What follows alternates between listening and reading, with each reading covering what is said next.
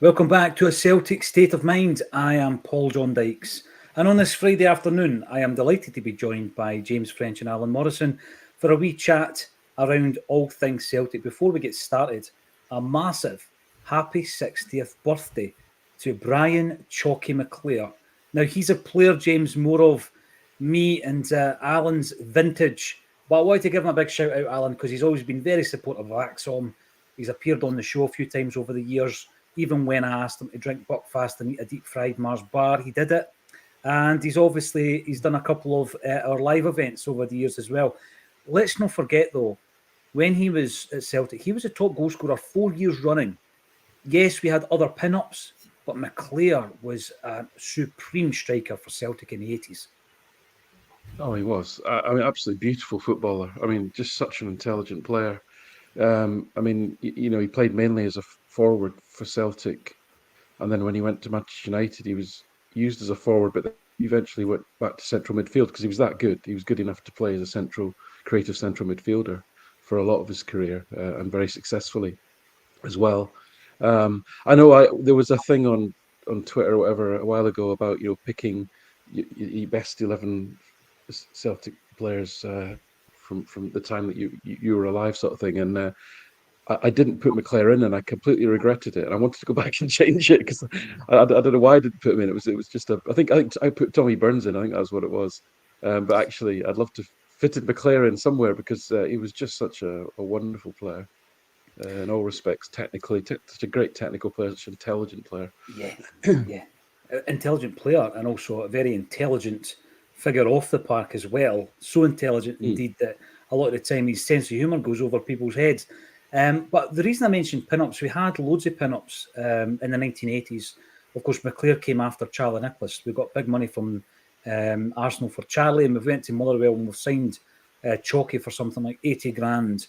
Another pin-up, of course, was Frank McAvenny. And I always remember, Alan, thinking about my greatest Celtic 11 and always thinking about McAvenny. But when you look at it and what Brian McClare actually gave to Celtic over a period of 4 years, he was a far better striker. But you get lost in nostalgia a lot of the times. I think back to the centenary year, such a special time for me personally as well. And McAvenny was the hero of that time. A wee bit before your time, I'm afraid, James. You're just going to have to ask your old fella or trust us on this one. Brian McClare was one of the best we had in the 1980s. He went on to be a great at Man United. Alex Ferguson always goes on about the importance of Brian McClare and his revolution down at Old Trafford. And he saw the advent of the new superstar footballer in the likes of Ryan Giggs and David Beckham. And always good when he's involved in Acsom events as well. So big shout out to Chalky. Another shout out to Shane McGowan, who will be laid to rest today, a poet, an artist, a musician, a punk, an absolute genius in actual fact. And I retweeted something the other day that I tweeted a few years ago. I don't know how, but I came across a rider that was at the 1980s peak of the Pogues' popularity. And this was a rider for a gig that they did. And it lists, of course, all the backstage food, drink, cigarettes, everything. And it goes and goes and goes over numerous pages. And I remember posting it a few years ago, and Spider Stacey from the Pogues posted it going on about, oh, that was a quiet one. It ended up in the Irish Post. They covered it. Shane McGowan, RIP, and Dr. Rifat Alarir as well, who just recently thanked the Celtic supporters for the solidarity shown to the Palestinian fight against oppression, was murdered in Gaza yesterday. And it's always, for me, important to point out what is ongoing over there as well. Let's get stuck into the football. James, I've not spoke to you for a couple of weeks. What's the update on the Republic Island job? Who's the front runners over there?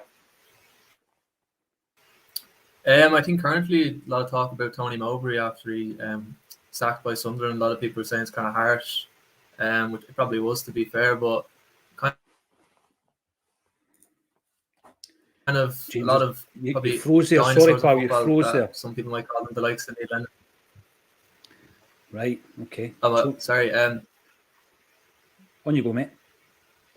Yeah, so Neil Lennon as well linked to the job. Probably wouldn't be a lot of people's first choice after his kind of recent few jobs, obviously with Celtic and then with over in Cyprus. I think a lot of people's probably frontrunners Lee Carsley, England under-21 manager at the moment, done a brilliant job with them in the summer at the Euros, and probably is a lot of people's first choice. But it just kind of depends. We'll have to see how the next months pan out. Who kind of comes the clear favourite, but probably Tony Mowbray, Lee Carsley is probably the two that a lot of people are talking about at the moment. Yeah, I mean, I seen that Tony Mowbray was unceremoniously sacked, Alan. It's a cruel mistress, this game of football. But a lot of these guys, you know, they move on, they get a job pretty quickly. Mowbray, I remember, the thing is, again, talking about your kind of bias. I was talking about McAvennie and my bias towards Macca because of the team that he played in that special season. Mowbray, you know, up until the point that he comes to Celtic, was a manager who was absolutely firing, wasn't he? I mean, very highly rated at Hibs. He went to West Brom. He was doing a great job at West Brom. Didn't really work out at Celtic. And a lot of Celtic fans in Ireland might be judging him based on his Celtic managerial tenure as well, Alan. Yeah, I think I've not followed him closely, but I know he's had various jobs outside of the English Premier League, so sort of Championship level and even below, and done reasonably well. He's one of these, I guess, I think, you know, steady pairs of hands in terms of that level of football. You know, they often say that international football suits an older manager. Maybe, you know, it's obviously not day to day. It's, you know, it's not as high pressure in terms of the sort of, you know, the day in, day out of it. So whether he's at that stage of his career where he, as a more mature person, more mature manager, a job will suit him. I don't know. I mean, I'm not really. I don't follow the Republic of Ireland very closely. James, do they have young players coming through? Because they don't seem to have a particularly strong team at the moment. But I don't know if there's. I don't know if a new man would find a lot younger players waiting to take that step up, or is it not looking so good in that respect either? In terms of obviously you have Ferguson at Brighton. I think everyone kind of knows about him, but in terms of like under 19s up, under 21s, we will be quite strong. Like because of Brexit, a lot of the Irish players obviously going to Italy, going to France. I don't know if you know Jake O'Brien from Cork. He's kind of starting for Lyon at the moment over in France. Okay. Centre half starting every week. So I think it was the best thing for Irish football for these guys to kind of start heading to the continent. And you listen, we have a lot of talent coming up, but you can't, like, talent isn't potential. You can't rely just on potential. Like even the likes of Troy Parrott and stuff, a lot of hype about him. He hasn't really hit them heights. Like it's going to take time. Just, I think you're obviously probably aware of John Delaney and the FAI. He set Irish football back about 20 years, and it's just going to take time for them guys to come up, because there's huge generation gap in the squad at the moment. You've got the likes of Dane Collins starting every week in the Prem. He's 22, 23, and probably the oldest player after that, Shane Duffy, 31. There's not a lot of guys that 29, 30 prime age of international football that are big players in the squad, it's a big reason why we're failing at the moment. There's just too much of a generation gap. That's a shame. I mean, Alan, with regards to international football, I kind of fell for Ireland during Jack Charlton's tenure. It was Euro 88, I think, was my first real memory of watching them and supporting them from afar, of course. And he built teams that had bags and bags of personality. Originally, you know, the teams that had the likes of Ronnie Whelan and Ray Houghton and these types of players. And of course, you had that Celtic connection through Pat Bonner, Chris Morris, Mick McCarthy. And then there was a period later on where there was kind of superstar players like your Robbie Keane and Damien Duff and these guys that were proper top star players. But they do seem to be going through this period. But sometimes it's, you know, just before a crop comes through, you go through that period of darkness where not much is happening. Stephen Kenny, of course, very highly rated under 21s, didn't really work out for him in the top job. I hope they get it right. I really do. I hope that the appointment is the right one and they can crack on, because I love to see Ireland doing well, love to see Scotland doing well. It's incredible that we're starting to actually qualify for finals of tournaments. Before we get stuck into who should be playing and why against Kilmarnock this weekend, I'm also going to mention it because JP and I touched on it yesterday, and the guy has absolutely doubled down. Joey Barton, what an absolute balloon he is, coming out talking around, the women's voice in the male game, and not holding any credibility. The man, Alan, is an absolute clown, isn't he? Yeah, I don't actually know what he said, and I don't want to give him any of my time to talk about. Sorry, Paul. That's how I feel about him. I could have asked you for data, but he never played 900 minutes of football in Scotland. So we'll just swiftly move on, Alan, and that's as much as we can say about him. The guy is a tube. God, yeah. It's simple as that, Yeah. and he's doubled down on it last night. And what frightens me is when somebody like that has so much of a presence. I mean, on Twitter alone, I think he's got hundreds of thousands of followers, and he's spouting this absolute nonsense. So a big shout out to all the phenomenal female presenters and pundits out there, some of whom we've had on A Celtic State of Mind. You just got to look at Amy Canavan and how she's working through her incredible rise on the BBC. So big shout out to all these people who are doing a great job. Yeah, we've got a big game. Every game's a big game. And I'm going to bring up some of the comments coming through. Jungle Line, always great to see you on the show. This ruthless streak from Rodgers has to keep happening until January. James, the timing is brilliant. We're just going into a January transfer window, and Brendan has basically, he's come out on the weekend saying that it's the angriest he's ever been in a dressing room. He's then wielded the axe on the team sheet against Hibs, and I love it. I love this ruthless nature, James, but the timing's great because he's going to have to be ruthless in January as well, I think. Yeah, I think there's a lot of the players in the current squad are very comfortable in their starting positions. Like you look at Greg Taylor, he doesn't have anyone pushing him at all. Like a lot of the players in the squad at the moment. Obviously, we have a bit of an injury crisis out wide, Abada and Maida out. But like, it's just kind of it's just worrying heading into January after the window in the summer if we're going to be able to bring in some quality to kind of help the team out. I wouldn't really trust the current recruitment system, whatever. Obviously, Mark Law in charge there. Like after the summer, I'd be very unsure about whether they're going to be able to bring in the quality we need in January. But yeah, in terms of the Hibs game, I thought we were pretty good. Pretty good first half, obviously, and I thought O was brilliant. I think a lot of people talk about O and if he obviously a lot of Giakoumakis lovers kind of love to hate on O, but like. I thought he was absolutely brilliant against Hibs, and I think his goal to minute ratio is something like a goal every 77 minutes, which is really, really good considering the amount of starts. He's only had maybe 2 starts this season or something along them lines. So, but yeah, I think Rodgers will just have to kind of keep that ruthless streak up with the current lack of quality in the squad heading into January, and get to January, and then we can kind of bring in a few more quality players to help the current team out, because I think that we badly need that in January. I agree with that, James. Seeing how James mentioned Alan, I'm going to run with this one with yourself. I know that in order to get the kind of the different metrics and some of the data that you find really useful, you go for that 900 minute. That's like the magical figure. My calculations say that he's played just over 1,000 minutes. What's your findings on O? How do you think he fares for Celtic? Is he the type of player who would maybe suit Brendan Rodgers' system better, even arguably, than Kyogo? What do you make of it? Yeah, so sorry, I think to merge data from seasons requires a bit of loving tender care to some spreadsheets, which I've not done yet. But it's a fair tender challenge. Loving care to a spreadsheet, Alan. Oh yes, absolutely. Yeah, well, I talk about spreadsheet shagging, and So anyway, listen. So I'm not actually. I know I'm not. Listen, always been a bit of a standout for me in terms of he is incredibly productive. He's a little bit like a Bada. I don't mean in style of play.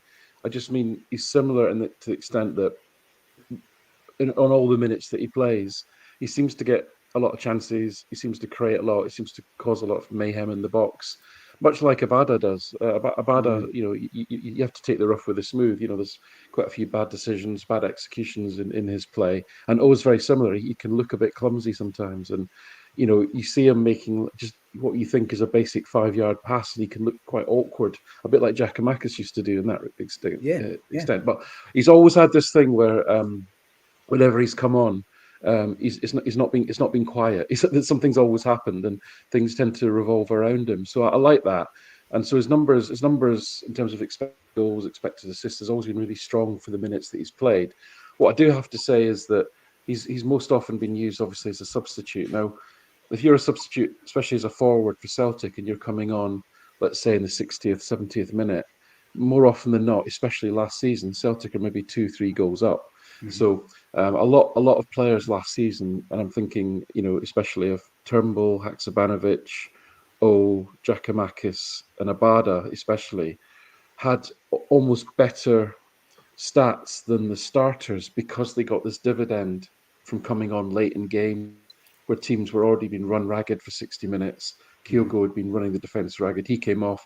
Giacomakis or come on and almost do some what I call stat padding in the last 20 minutes and rack up some good numbers. So you've got to have that context in your mind. We haven't really seen have a run of starts yet. There's no reason why he shouldn't start on Sunday, given his performance against Hibernian. So I'd like to see him get that and see what he does with a run of games, because what you're going to get with a lad is you're going to get absolute commitment, absolute effort, and what I love about him as a striker is he's an optimist. And I always say that I like my strikers to be optimistic and my defenders to be pessimistic. And he's an optimist. He always believes something happening. He always believes he's going to get on the end of and he misses one. He gets up and he goes again. So I love that about him. But let's see him get an extended run. I think that would be really good to see. It would be. It absolutely would. And I know what you mean there by him being an optimist, because obviously it's about getting into particular spaces and hoping that the chance arises. But also, even from distance, you've seen him often, Alan, gathering the ball, turning and just striking from 25, 30 yards. And, you need a bit of optimism, a bit of belief, a bit of self-belief to try that. What I find interesting also about him, again, hopefully my very basic stats are correct. 12 goals he's now scored, but no assists, Alan. No assists for the big fella. It's all about the goals for him, isn't it? It is, yeah. Sorry, you're catching me up here. I've got my spreadsheet open. I'm trying to look at his sort of expected assists or chance created. Yeah, it's not that. Probably, yeah, you're right. I mean, I actually have him down for 1 assist this season. That might be actually. I count. So I'm a little bit old-fashioned, old school when it comes to assists. I use the old, what they call it, sort of fantasy football rules for assists. So, for example, if you get brought down for a penalty, as far as I'm concerned, that's an assist. You've won a penalty. Fair enough. Absolutely. A shot at goal. I even go so far as if you get brought down for a free kick, I count that as you've won a free kick. If there's a shot at goal, you effectively you've assisted that free kick shot. So I take quite almost kind of fantasy football. So I think from memory that assist against Aberdeen might have been a penalty that he won. But you're right. I think he created 4 chances away at Ross County, but he's only created 8 in total over the season. So that isn't part of his game. But then again, Kyogo's not. Kyogo's a little bit more creative in that sense. But this is where you have to sort of divorce the individual from the system. I mean, the way that Celtic play, their striker has got a very specific role, which is generally to be in the box between the posts and not to wander about too much. And that was certainly very much the case under Postecoglou. Maybe a wee bit more flexible under Rodgers. So I guess what I'm saying is I don't know if it's the fact that O isn't creative or just the fact he's been asked to play a particular role. It doesn't mean that he's going to create a lot of chances. Yeah, and of course, if you're talking about O, part of that conversation has to be Kyogo, James. And last season, coming to the end of the campaign, I was looking at the old top goal scorer lists, and the fact that he was one of very few goal scorers in the last 20 years to hit 32 plus goals in a season for Celtic. He was on a list with the likes of Henrik Larsson, Moussa Dembele. I think Gary Hooper was on that list as well. Chris Commons was on the list, now that I remember. And of course, Lee Griffiths. This season, he's not been as prolific. We have changed the way that we attack, the delivery of the balls. Again, maybe Alan can give me more info on that. It seems to be more suited to O than Kyogo. Are you concerned about him, James? This loss of form and now the loss of a starting jersey for Kyogo? Yeah, listen, I think Kyogo's obviously a brilliant player. Like, he's pure goal scorer. We've seen that last year, but to be fair to him, I don't think he's done a lot wrong this season in terms of his productivity and stuff out there. Like, I think Alan's touched on this, but our wingers aren't really providing them with much in terms of chances. Like I know last year we obviously had Jota and Abada along with Haskabanovic off the bench, who at the start of the season was extremely productive in terms of creating chances for him. And I think this season we've really struggled without Jota, and in particular I think Abada as well, who a lot of fans are kind of unsure about. He obviously he has some rough parts of his game, but the one thing is he's a goal scorer and he can create chances. And you've taken away Jota and Abada from us at the start of the season. Obviously one's permanent, one's just injured, but take away both of them for the first 2 months of the season, and we're going to struggle in terms of creating chances for Kyogo. But as well as I think it's difficult in domestically, obviously, with how teams set up against us in the low block. But I don't think we've tried enough kind of penetrative passes like in behind the defense. Even if you watch Celtic, it's obviously with Rodgers, it's more of a slower build up and stuff, which is fine. But I think the likes of, even you saw McGregor for O's goal against Hibs, that kind of longer passing behind the defense. I think we need to try them more with Kyogo, because if you watch Kyogo, he makes absolutely brilliant runs, but sometimes we just don't find them. And I think we're obviously missing a Tate who sees a lot of them runs, which is another factor into why his form has kind of dropped off. But listen, Kyogo, he's an absolutely brilliant player, and he'll definitely come good over the next few months. But you have to play who's in form. Like there's no one that's kind of a guaranteed start every week at Celtic, bar McGregor maybe and Carter Vickers. If you're not performing and someone comes in and does well, then you're not going to be in the team the next week. So like, yeah, but I think Kyogo will come back and he'll pick up a bit of form. But I think a lot of it is down to how our wingers have been this season, and missing Jota and Nevada, and in particular our wingers just haven't created nowhere near enough for him. No, I think you're spot on with that. And again, if we're in the discussion of a striker, Alan, I'll come to you on this one. I had a good chat yesterday with JP around, obviously, we're at that time of year, some call it silly season, where names are connected and rumoured to be involved and linked with Celtic transfers. And in January, we've had a few names, there might be more. Let us know in the comments if other strikers have been linked to Celtic. But Miovski's the one that seems to be getting a lot of attention at the moment, Alan. He's been prolific for Aberdeen, who, since he joined Aberdeen, they've not been in any great shakes. I watched a wee piece yesterday about an Aberdeen fan who wants rid of Barry Robson. So they, at the moment, I think are only 3 points off the bottom of the table. Aberdeen, I'd need to double check that. Not having a great season. Last season would be marred by the Darvel Cup upset. Obviously, Liam Scales somehow came out of all that nonsense and became a player for Celtic. But Miovski's been linked. A few others have been linked as well. Alan, what's your take on that? What do you do in relation to players that are linked? Do you ever check their data out to see if they would be suited to how we play? Yeah, I had a little look at him. I just want to, Paul, just before I get into that, just to sort of close off on Kyogo, James is absolutely spot on. And this killer stat for me is that, this season, both Palmer and Yang have provided 2 passes each for Kyogo for chances. That's 4 chances he's had all season from Palmer and Yang, and that is killing us. That the wing play's been killing us this season. It really has. Kyogo's expected goals went from 0.67 to 0.78 last season. It's down to 0.5, which is a huge drop off. And I completely agree with James. It's because the service just isn't there. It's been the wing play's been so poor. In terms of Miovski, I did have a little look at him. Not massive. I mean, I think in terms of Barry Robson, it was actually James on the Huddle Breakdown that called this last season. He was firmly of the view that Aberdeen were way overperforming their underlying stats, and that they finished third, I think. But this was glossing over what were actually really poor performances, and that he didn't rate Robson at all. And I think this season we're seeing that reversion back to performances are, reflecting their outcomes are now reflecting performances, if you like. And so I don't think he's a great coach. Unfortunately, I don't understand the way they play. It doesn't seem to fit the personnel that they have, and so within that context, he's done really well, because I think he's playing in a team that's set up completely wrong and not necessarily set up to get the best out of him. But he's 24, so he's a nice age. He's done well in Hungary. He's done well in Scotland. He's got experience in Europe. He's scored goals in the Conference League, Europa League sort of level, which is good as well. He's quite creative. He brings others into the game. He's a bit different, good technically, but he's also quite tall. So though he's not massively strong in the air, he's probably obviously a lot better in the air than Kyogo. I think he's about 6'2".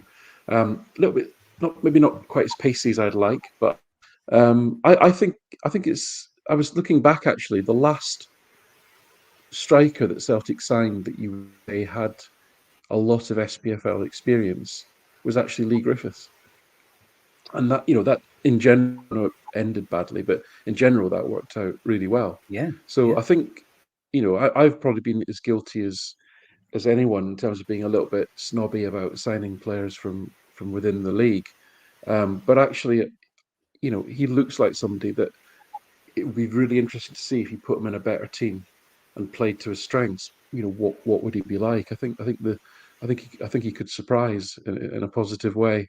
The price, I think the price is being mentioned of 4 to 5 million seem a bit high to me, but on the other hand, I'd rather we signed that, spent that sort of money for a known quantity and had confidence that they were going to do well at this level. Than splaffed it on somebody who is a complete risk sort of thing. So yeah, I'm intrigued by it, and I wouldn't discount it, but I haven't done a deep dive on his stats, but certainly one that I'd be very intrigued about it. Yeah, without a doubt. And there is. I was called the other day a snob because I don't fancy Shankland. And you know this, it's not because he's playing in Scottish football. Just as a player, his age profile, and I've got a niggling concern about Shankland, Alan, that he's got an up and down career. If it works for him, it works well, and if it doesn't, he's a completely different player, and you can see it throughout his career. Right back to probably his biggest move early on to Aberdeen, and then it falls off the edge of a cliff. He needs to take a few steps back to build himself back, and it seems to have been prevalent throughout his career. He's found a place at the moment that suits him. Players suit football teams, and often it earns them a move, and then they get a move and it doesn't work out because the team isn't as well suited to the individual. So I'm not a massive fan of Lawrence Shankland. I know he scored goals against Celtic. I get it. And also he's 28-year-old, and I think Hearts are looking for a hefty fee for him as well, Alan. So it's not snobbery from my perspective, because I think Miovski, he is a player that if we were to sign him, and he was the sole signing of the January transfer window, Celtic fans probably wouldn't be too happy with that. But if he was part of a 2 or 3 player acquisition through the month of January, then I think that people will look at that and say, you know what, he is back up to Kyogo and O, particularly during the Asian Cup.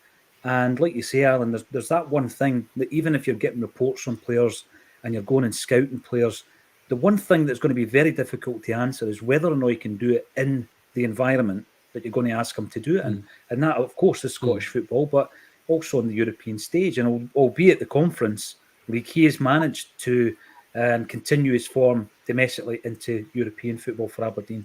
So apparently Brendan Rodgers likes the player. Going back to your point, James, around the wingers, I think Palma's made an impact. We've seen games where he's not been great. We've seen other games where he's made a real positive impact in the match, also in the Champions League as well.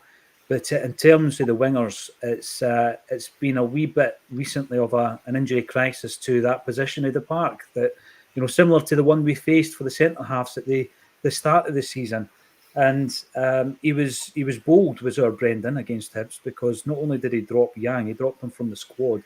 I've not heard an update to suggest that he was injured. He certainly didn't feature. Mikey Johnson gets his start. You've been seeing him playing well for Ireland as well, James. When we go into the game against Kilmarnock, it is one of the questions, isn't it? And who plays on the wing? Does Palma and Johnson keep their jerseys? Do you bring someone else back in? Who are the other options? What's your take on it, James? In terms of kind of the options we have out wide at the moment, I think Lewis Palma has to start. I don't think we have another option really for him. But I think Mikey, obviously, I don't think really took a chance against Hibs the other night, unfortunately. I get the sense he feels a lot of pressure playing for Celtic, especially at Celtic Park, whatever that is down to confidence or whatever. But I think probably he's the only other option we really have at the current time. Yang has been obviously starting the season. He showed some glimpses of what he can do. He has some degree of talent there, and he's okay technically and stuff. But he's very raw overall, and I think the performance against St. Johnstone was very, very poor. So I'd have to say that Palma definitely a starter for me, and Johnson's probably the only other option there at the moment in a position that we really are going to have to strengthen in January. And I know Alan earlier talking obviously about Miovski.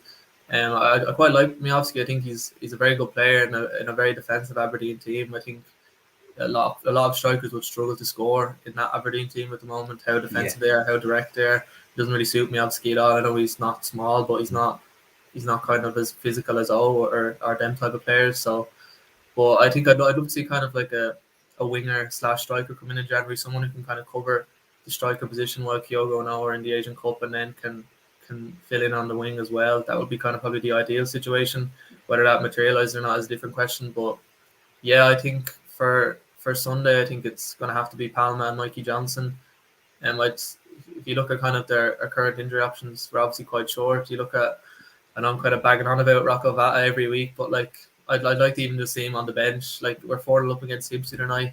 Could we have seen him off the bench for even 15 minutes? Like I'm not working in the club. I'm not sure what his situation is, what he's doing in training, if he's even good enough. But off what I've seen of him for obviously Ireland underage teams and a lot of the hype around him, he seems like he's extremely talented and probably deserves even 15 minutes off the bench in a game that's a dead rubber, in my opinion. But on Sunday, I think it has to be Palma and Johnson, probably, and Tilly on off the bench then as a late sub. Now that we've seen him as an option, listen, there's a couple of things I'm going to take from what James is saying there, Alan, and throw them over to yourself for your views. The first one being the lack of quality that you've already spoken about on the wings, the perception of certain players. So I'm sitting here and I think, oh, Palma, he seems to be doing well. From the summer signings, if we were to say who's been the best, I'd probably go Palma. Is it due to the fact that when he does something like score a goal, it's often a spectacular effort which stays in the mind? There's been a few assists that he's chipped in with, which they do remain. These moments in games remain. I spoke about his indiscipline yesterday, the fact that in his career he averages a card every eight games, and he needs to watch that. Mikey Johnson, he's an enigma. What do we do with him? But my biggest frustration, Alan, and I want your take on this. I don't know if you know for sure how it works, but we lost a winger. We brought in 3. And over the piece, I don't think, certainly I'm satisfied with the 3, the quality overall of the 3 that we've brought in. Maybe that's harsh on Tilly. We've not seen a great deal of him. But when we have the recruitment team working and they're identifying players, and remember that time one of the cleaners pulled out the recruitment meeting minutes from the bin and took a wee shot of that, and before you knew it was worldwide, everybody knew who Celtic's targets were. What is the process then? So we've got a sheet of paper, we've got 4 players for a position. We can then tap into their data. This is, in my mind, how it works. Tell me if you know it to be different. We can then say, right, okay, Miovski, let's check his data, let's check his figures. There's a system, I'm guessing. I mean, I had a presentation earlier this season with a football team who are not even in the same league as Celtic, and that presentation showed me how they use data, and it was really, really interesting, where they could pull a player's data from just about any team in Europe. There he is. At that point, maybe this is old-fashioned, maybe this isn't deemed necessary. I would expect us to go and watch him. And actually, the old school scouting, Alan, you see the old scout standing with his trench coat on, watching a player and take notes. How does it work for Celtic? If we're trying to maybe replace Jota with the Jota we brought in as a loanee 2 seasons previously, and thinking we can bring someone in at that stage and develop them, and we brought 3 in, how do we identify those 3 from the sheet, the long list? Is it a combination of data and old school scouting? What systems do we use? Do we know how this works, Alan? No, I don't know what systems Celtic use or precisely what the roles and responsibilities are. The way that I would imagine or it would work would be that so the club has access to something like a Stats Bomb, Y Scout, some of the types of databases to allow, what the technology is good at is it allows you to, as you say, filter. That's really one of the benefits of having those things. Rather than looking at 1,000 players, you whittle it down to I don't know 20, let's say, based on the fact that there's just some non-negotiable things that you might want. For example, you want to have a winger who's got strong pressing stats. For example, you might want a winger who's there's like an amount, a certain speed that they can travel, that you're not willing to compromise on that. There's be certain characteristics that you'll filter on, if you like, that you say, right, I don't want anyone who falls outside of that, and that might then give you a list of say 20 or so. And then what I'd expect then is for your data analysts to do maybe a deeper data dive on the ones that come up on the sort of shortlist, if you like, and then you would commission your scouts to do a detailed assessment through watching them in whatever country, whatever club that they play for. That would then come back. I would then imagine that the head of recruitment, head of scouting, would then probably, in conjunction with the recruitment team, would probably filter that further down to maybe a top 5, and they'd probably then go through that with the manager and say that here are the ones that we've identified through our scouting and through our data process. That's kind of how I would expect it to work. As I've said before, we don't know who's doing what, right, in the building. My opinion, based on what I've seen and heard, etc., is that compared to where we were when Rodgers was first here, we've now got the capabilities within the building.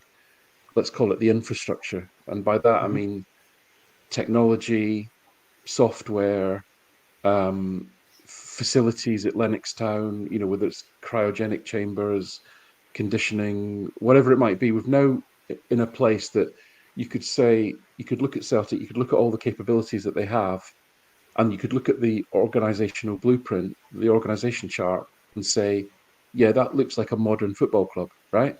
Yeah. So I think we've got to that level. The next problem to solve for is that you need real talent in the key positions, right? And where I'm not feeling comfortable is that, have we got the right talent in the right positions? And the reason I say that is, we've got Mark Lowell as the head of recruitment and scouting, not a scout, and he's not an analyst, right? At Citigroup, that wasn't his job. He did start out as a data analyst, found that it wasn't something he was particularly competent at, and so they moved him into various managerial roles. And his role was a lot about coordinating between the different clubs and the different scouting people in the network of the Citigroup. Yeah. And he would do things like coordinate friendlies and coordinate scouting reports, make sure they all got into the system and what have you. He's not a talent spotter, right? So I don't know what his role is in spotting talent, but all I can say is that that's not his skill set. He's more, let's call him a manager, and I don't mean a football manager. I mean an administrator. Let's call it. He's an administrator. I mean, you need, these are important roles, and you need these roles, and they can be quite senior people, but that's not the sort of skill set you need for someone who's going to identify talent for Brendan Rodgers, right? Now, I don't know what he's got underneath him. There is a head of scouting, I think. I can't remember the guy's name, but again, from what I've heard, his background again was more administration, not actual talent spotting. So based on the evidence of the public data of who we've actually recruited in the last sort of 12 months, and based on what I know about the people that are in some of the key positions, I think we've got the framework there, but I'm not convinced yet that we've got the talent in the right areas to make this work properly. Because without these roles, and again, a football club's not a big company, right? It's not a big organization. There will be a handful probably of key roles in the organization whose job it is to get a high quality list of names in front of the manager for recruitment. And if those people that are producing those lists are not of a high quality, then you're going to get a poor list, right? It's as simple as that. Yeah, and this is and by the way, I am not specifically picking on a player here, but it's on the back. And correct me if I'm wrong, Alan. I think it was one of your comrades on the Huddle Breakdown who said, I've looked at Yang's figures, the data that would have been presented for Yang prior to Celtic signing him, and he doesn't fit the criteria of player that we need, the standard, the quality. And listen, as I say, I'm not having a dig specifically at that player, but I think, was it Duco James? Was it Duco James that put it out on Twitter? So James is James is the sort of benchmarking king. I mean, benchmarking is fundamental. How do you measure whether something's good or bad? You got to have a benchmark to compare against. So James does this really well, and I've seen his benchmark reports on Kwon, Lagerbielke, and Yang, and categorically none of them made any sense to sign. They're nowhere near the quality that Celtic. There's nothing in the data that suggested they would fit into either the style of play or were of sufficient quality to enhance Celtic. So that's alarm bells for me that something's going badly wrong in the process. If that's the names and that's the standard of players that we're filtering to, then there's something not right about that. I'll tell you what worries me is going back to the point that James mentioned there, Rocco Vata, a guy who's already in the building. And obviously, and I say obviously, but because I don't think it's always the way, what you do at training is going to play a massive part in Brendan Rodgers' thinking. And the reason I say obviously is because I think I always expected that to be the case. But to go back to a player that you mentioned earlier on, James, Tony Mowbray, anybody I've ever spoken to who trained with Tony Mowbray said that he didn't even look like a footballer in training. Never mind a £1 million footballer that you would trust to be playing centre half. Apparently, he was terrible as a trainer, but on the game, he was able to focus and be the player that we all remember. Tony Mowbray was a big leader. He was, for me, he was a kind of old-fashioned centre half. I've seen most of the games that he played. I've seen him scoring a header against Rangers in a New Year's game. A big, full-blooded centre half. But not every player is a good trainer. Now, it's not always down to attitude either, I don't think, or application. It's just that the actual event of a game allows them to switch on and tap into their own state of mind that allows them to perform. Whereas in training, because it's a fake environment, a lot of people don't thrive. But it's pretty clear, if you go by what Brendan says time and time again about personalities at training, how they're showing up at training, is when they're going to be in the manager's thoughts. You could only surmise that if anybody's not in the squad, it's because a lot of things he's seeing in training, he's not convinced by or he's not impressed by.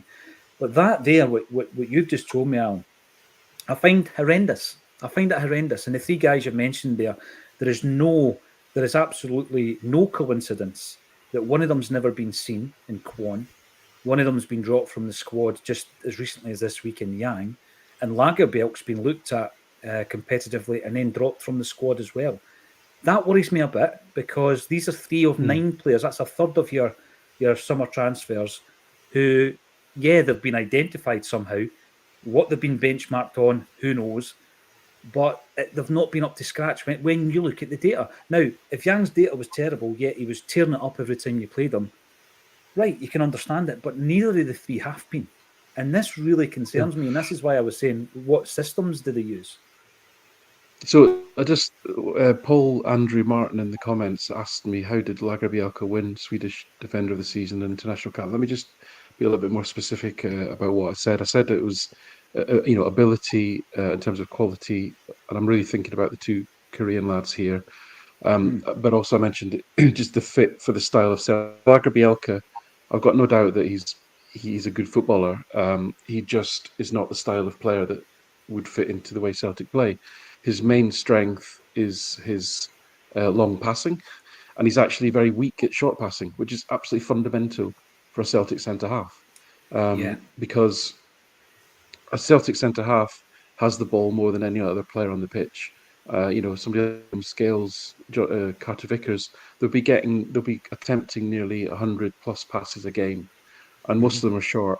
So it's fundamental that you have a player who can. That's just a core skill. So that's what I meant with Lagerbielke. It's very specific.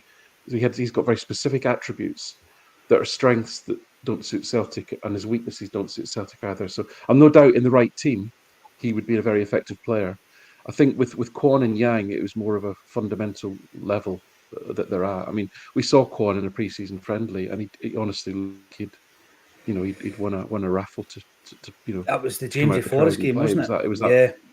It was that bad. Yeah, it was that bad. Mm-hmm. So yeah, and also, I mean, fundamentally, why were we signing another defensive midfielder?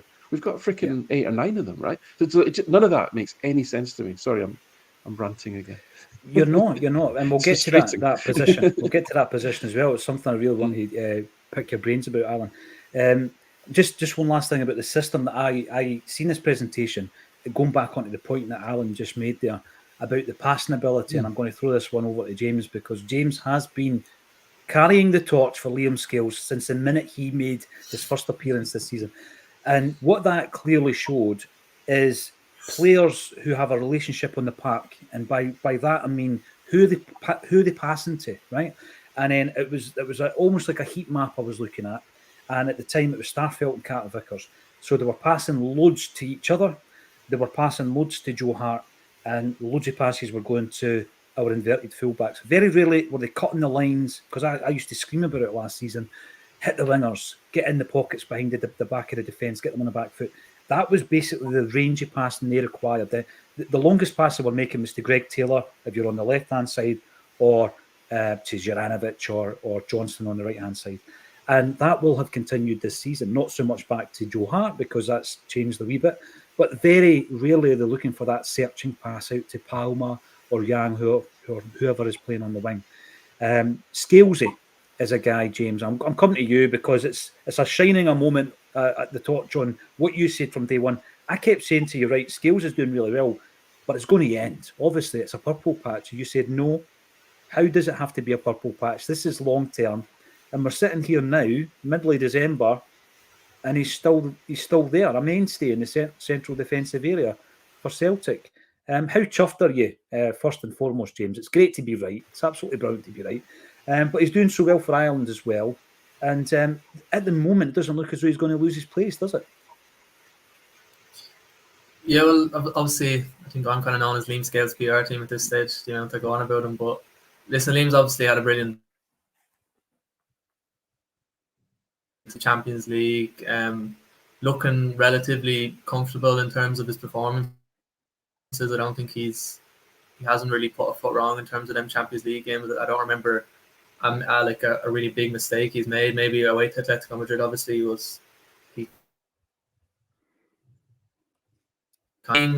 football's not a linear game. Like Liam, obviously, he's performing really well at the moment. And I think a lot of Celtic fans, when he probably at the start of the season, even like when he was coming back from Aberdeen, kind of just probably a bit unfair on him in terms of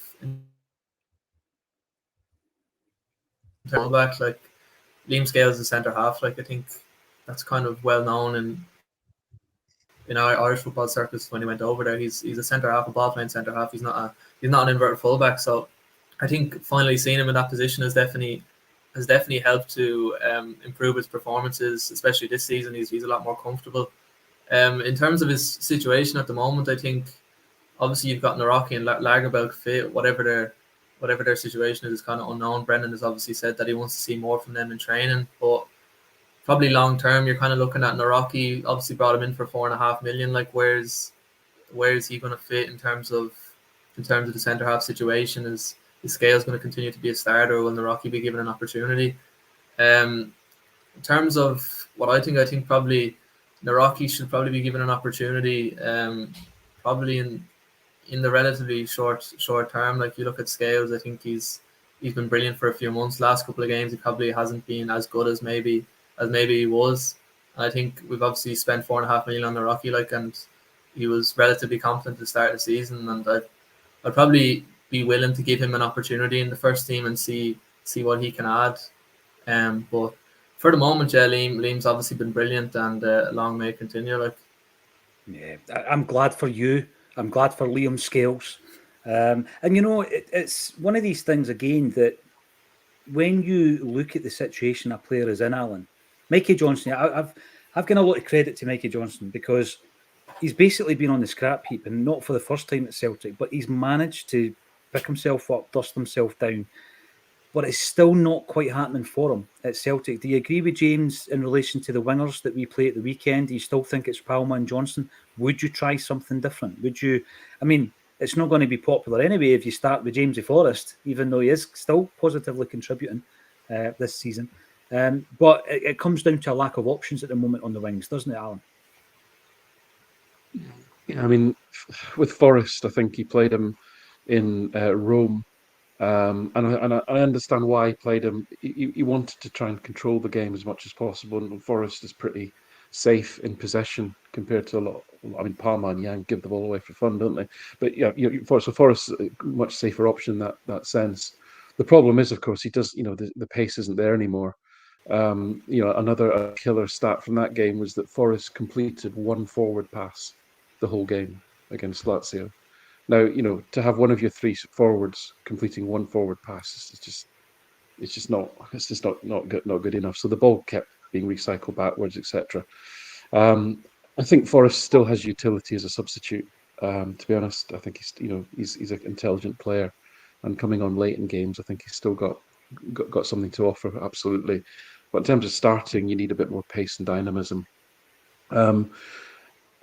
We can't keep chopping and changing. I think Johnston, he looks a little bit stronger to me. He looks a little bit more physically fit. I suppose fit's the right word. Just a little bit not bulkier, but just a wee bit more kind of stronger, like I say. So he's filled out a little bit, which I think is good.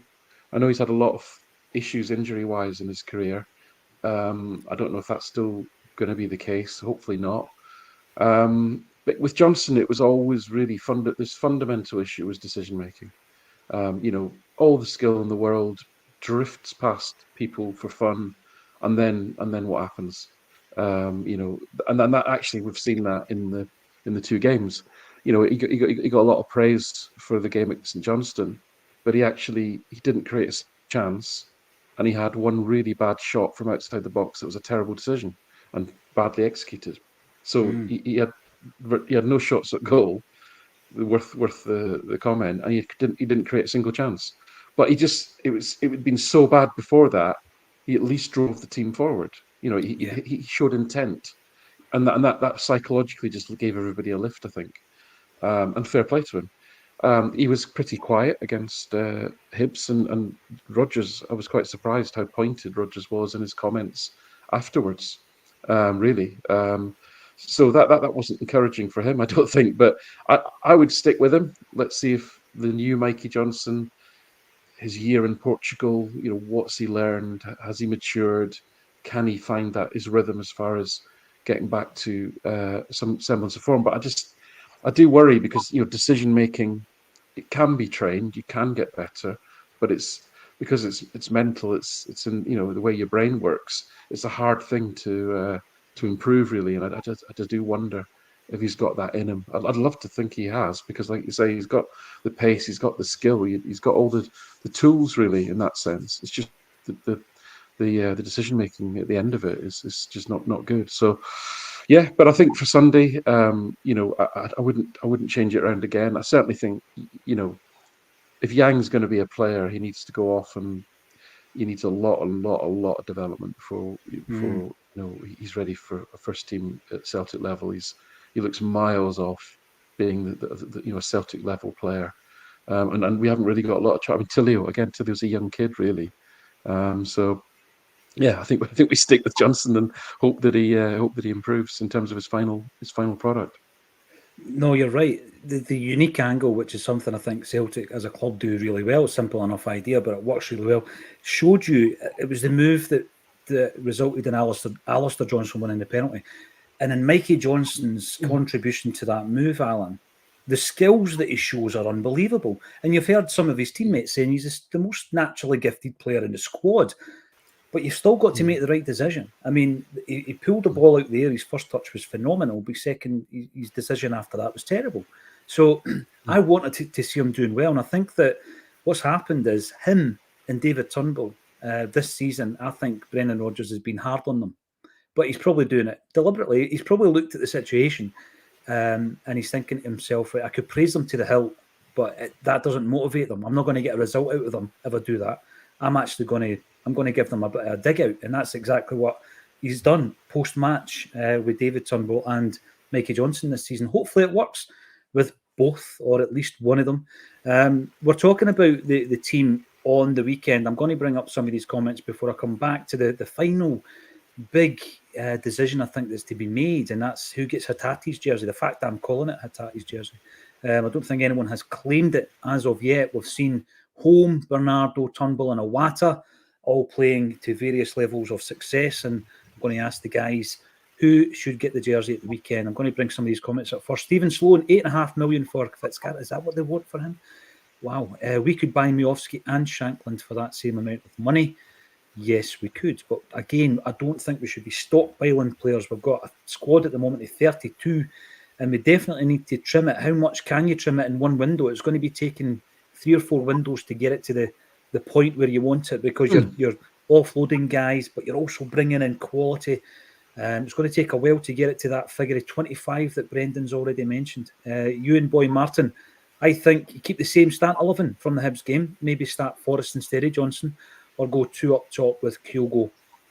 And, just before I ask you the final question, Alan, what do you make of the 2 up top? Is there an argument to say we can do it? Do we have the personnel? I mean, shape-wise, is Brendan going to be, is he going to do it? Is he going to be prepared to change his shape to play both of them?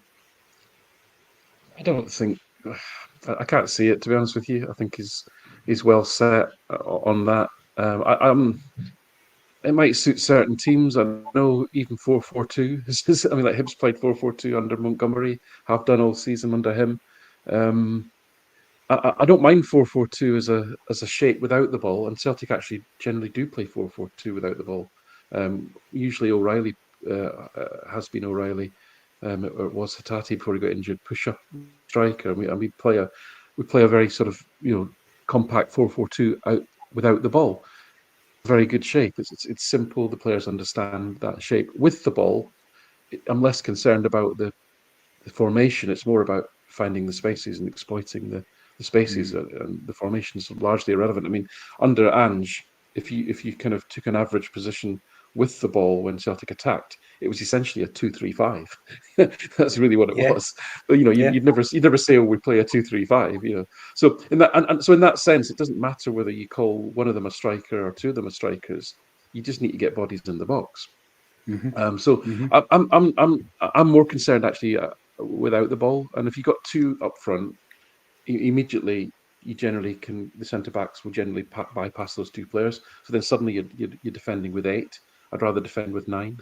So I'm not really a fan of it. More because of the impact off the ball than with the ball. I don't think with the ball it makes a huge difference. You've already got 3, let's call them forwards on the pitch anyway. Adding a 4th is probably a little bit too much in terms of risk. So a long way of saying I'm not a great fan. I think Kyogo can play as a 10. I think he's clever enough. His movement's good enough. He could do that, and I think we have done that, especially when we're chasing games a little bit. But no, it's not something I would be a fan of in general. And we wouldn't expect that. I mean, the final discussion point, I think, around the team selection at the weekend, James, and I'll ask you first. I mentioned the guys that have had a shot of Hatate's jersey since he's been injured. And when I look at them, we all know what David Turnbull can do. We know his attributes. We also know there's deficiencies there in the game, which is why he doesn't play as often as he would like. I think Holmes shown some real good promise. He's definitely one for the future, and he'll get game time to develop him. Bernardo, I'm a bit bemused by the scenario there, particularly where he was making appearances in the Champions League. I'm not saying I think he's a bad player. I just don't know if there's a future in Bernardo at Celtic. And then, of course, we've got Iwata. And on Acsom, a few of us were screaming for Iwata to get a game. And I thought he did really well against Hibs. And I think what he did, not only in his own performance, although there was one moment in the first half where it was a real slack pass, if you were going to really look at his performance. But I think that he gave McGregor and O'Reilly a bit of that backup, like he was protecting, their defensive kind of duties, if you like, and he was also protecting the centre halves behind him. And I think he did it really well. I don't think there's another, maybe the data will tell me different, another player from the ones I mentioned who does it as well.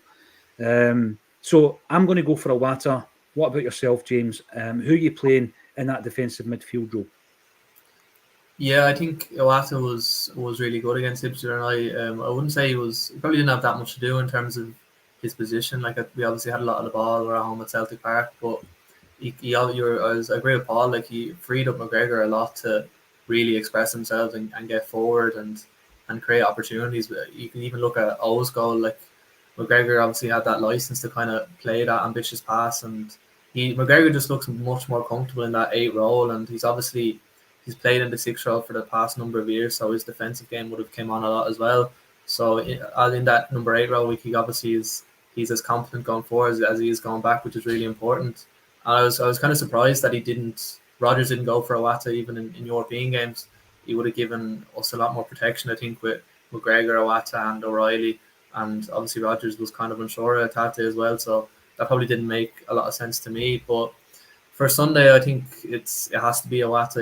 He was good the other night, and he just frees up McGregor and O'Reilly to really express themselves and get forward. And in terms of the other options, you could obviously move McGregor back and play Bernardo Turnbull home, who neither or none of them really have kind of staked their place to be starting. So it probably has to be Iwata for me, sitting in that number 6 role.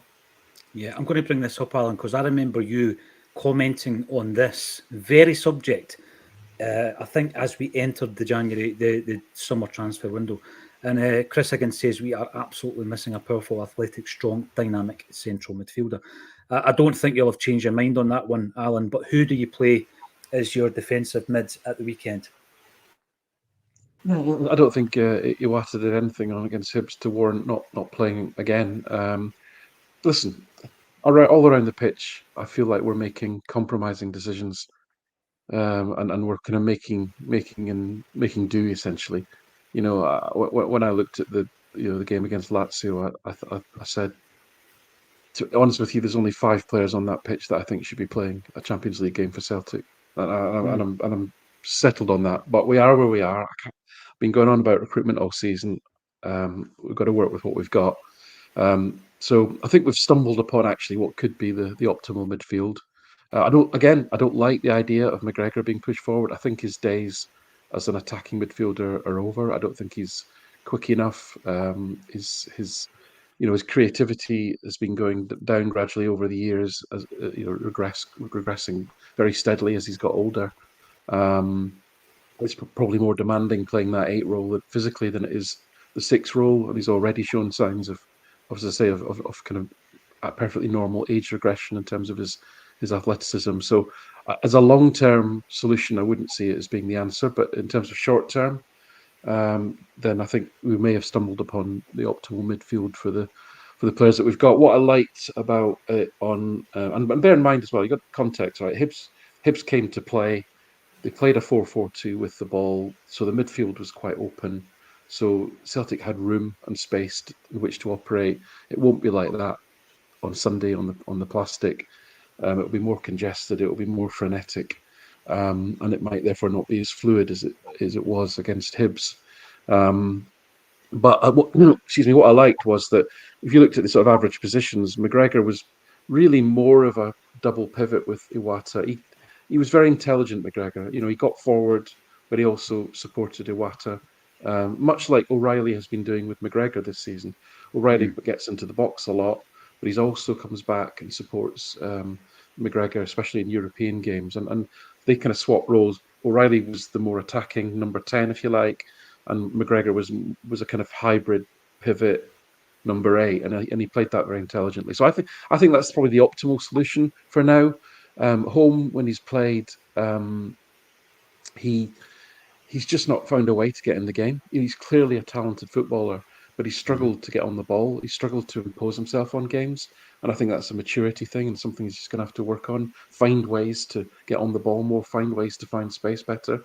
He's just too uninvolved in the games. And Bernardo's a really strange one. Really strange. He's become a bit of a sort of European specialist. The reason that he plays in the Champions League matches is he's probably, after Matt O'Reilly, he's probably the best defensive midfielder that Celtic have. Off the ball, he's brilliant. He's great. It's filling gaps, filling spaces. He's athletic. He gets around the pitch well. He breaks play up. He's strong in the tackle, and he's just nothing. He's nothing like what I thought we'd signed. When I looked at him when we signed him, I thought we were getting like a number 10, like a creative fulcrum, if you like. And we've just not seen any of that. And it's astonishing in all those appearances. I think he's made 3 pack passes. 3. I mean, that's astonishing for a midfielder. In all of his appearances, he just doesn't seem to pass the ball forward. He always goes sideways or back. So I think he's got a lot of development to do. If he's going to have to give more in the attacking sense to be a number 8 for Celtic. We just don't see enough in the final third. But as I say, he plays in Europe because he's so good. He's so good off the ball, without the ball, really. So it's again. I come back to we're making compromises all over the place at the moment as a team.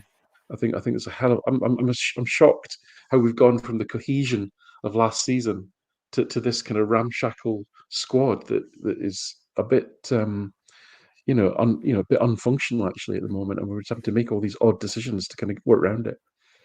The thing is, Alan, when you were talking about who you were happy with in the Champions League games, I think after the Lazio game, I posed this on the shows and also to the WhatsApp group as well. So I wasn't a million miles away from what you said there. I had a wee list myself, and I think it was 5. Let me just double check. Yeah, I had 5 players myself, actually, just looking at my list there, who I felt I'm confident going into these games that they're the right Celtic players in the right positions. Yeah, I don't mean that every one of them could sign for Real Madrid and be an elite footballer. I meant they're the 5 I was happy with. So yeah, I totally agree with that, and I get what you mean. And it does feel as though we're making compromises in a number of positions around the park. Brendan Rodgers, I think, agrees with us, and he's started to get a bit frustrated and a bit angry with it. So let's hope that anger. Let's hope it can turn into a positive energy in the January transfer window. Talking of positivity, it has been a positive day today. I've really enjoyed catching up with Alan. I think you've been contributing now to Acsom for a good part of 4 or 5 years all in, Alan, from the old audio podcast back in the day, a Celtic State of Mind, we called it. But yeah, it's always a pleasure to get your take on it. And of course, young James French as well, who runs the Liam Scales CSC, and will always fly the flag for Scalesy. By the way, Anderlecht are apparently interested in him as well, so hopefully we can keep a hold of him. If you want to come along and get involved in Acsom's Christmas night out, most of the Acsom team will be there that are based in Scotland, that is. I think there's about 20 tickets left. It's Johan Mialby. It's a week on Monday, and it's at Gracie's, and the link is underneath this video. Thank you, every single one of you, 700 strong on this Friday afternoon, and some of you might be joining Celt 88 for a beer or two, so you go and enjoy that. Thank you to James French and Alan Morrison for joining me on A Celtic State of Mind.